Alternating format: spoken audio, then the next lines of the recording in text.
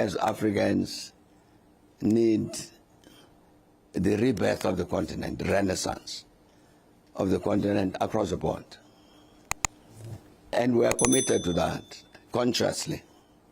In terms of a renaissance, how does that impact on the arts? What do we do with music and this and that and the other?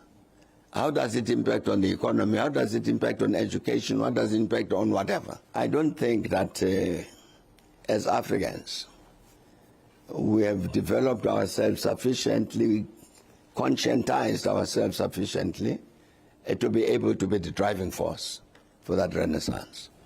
So I think that's our major task, to make sure that we actually build a conscious and activist army for the renaissance of Africa. What is slowing down the potential of sub-Saharan Africa in terms of growth are the major economies.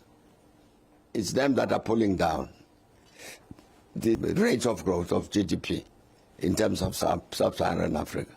So we as South Africans need to focus on sorting out the problems of the South African economy.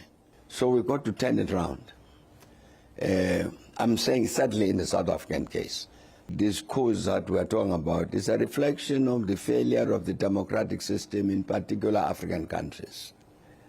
I know one country, for instance, that has had some coups, but a lot of democratic elections. But in the end, you find, and then there's a coup, and currently even now there's a military government. You find that we have these democratic elections and all that. But in fact, power is being changed between three families. They are alternating. So in the end, the population gets fed up with that. This democratic system is not working. Let's break it. We've had instances where the younger soldiers maybe forget for a minute the fact that they are wearing uniforms. This is the youth who then come to a realization that we might even have had a succession of democratic elections. All of the agreements that the former Francophone countries signed with France as they got independence, many of them remain with those agreements to do with the military, with the economy and the language and all of these things. Now, of course, now the young people are wearing uniforms. So they will then use guns to remove these politicians who they say are compromised because they are tied to French neocolonialism, and we want to break. That's why I'm saying it's a failure of the democratic systems. So in the end, you get a return, the soldiers intervene. And it's part of the question that we're asking about an African Renaissance.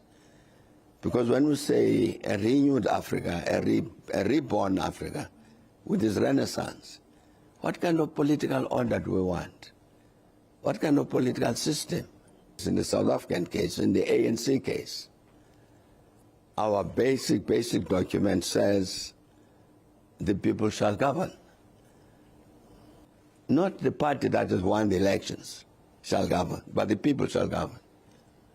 But how do you arrange the political constitutional order so that the masses of the people have a sense of participating in governing, in determining their own future?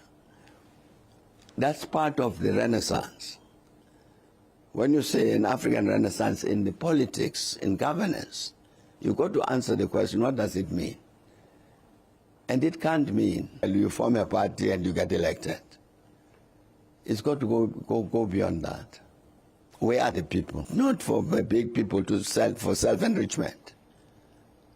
I'm saying that's part of your African Renaissance, to define your political order.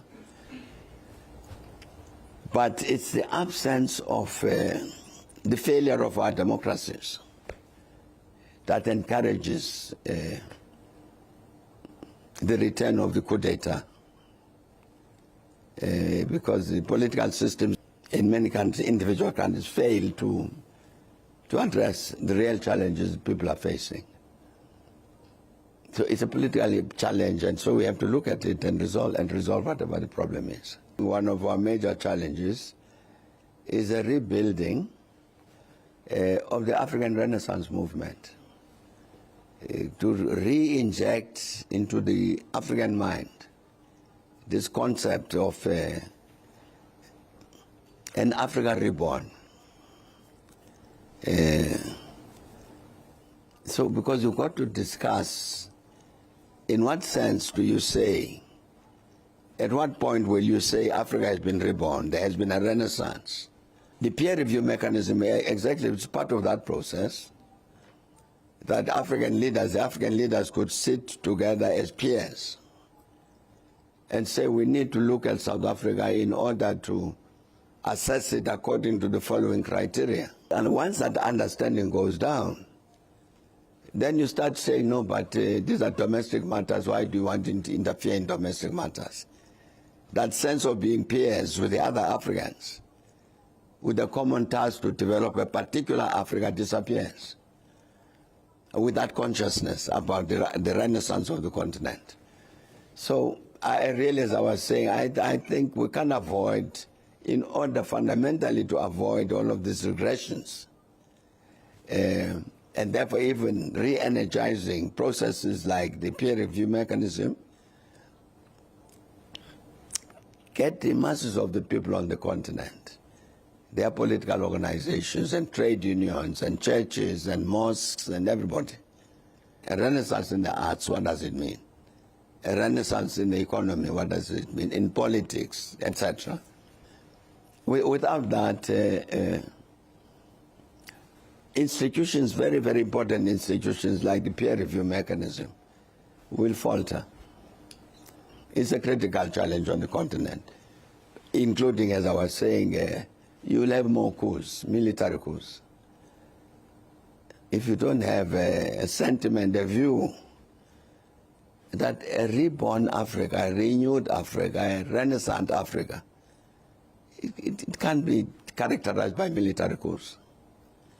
At the base of it is a construction of a political system, a political mobilization, which focuses the minds of the Africans on the task of renaissance.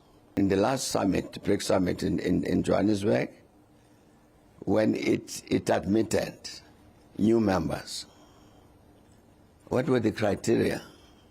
There was a reasoning behind it, I have no doubt. There's rationale behind it. But I'm saying, as a citizen, I don't know. I think BRICS needs to define itself clearly.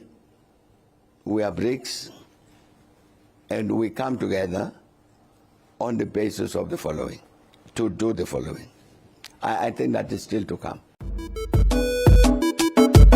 a king, yes, I'm a king, I think I'm a king,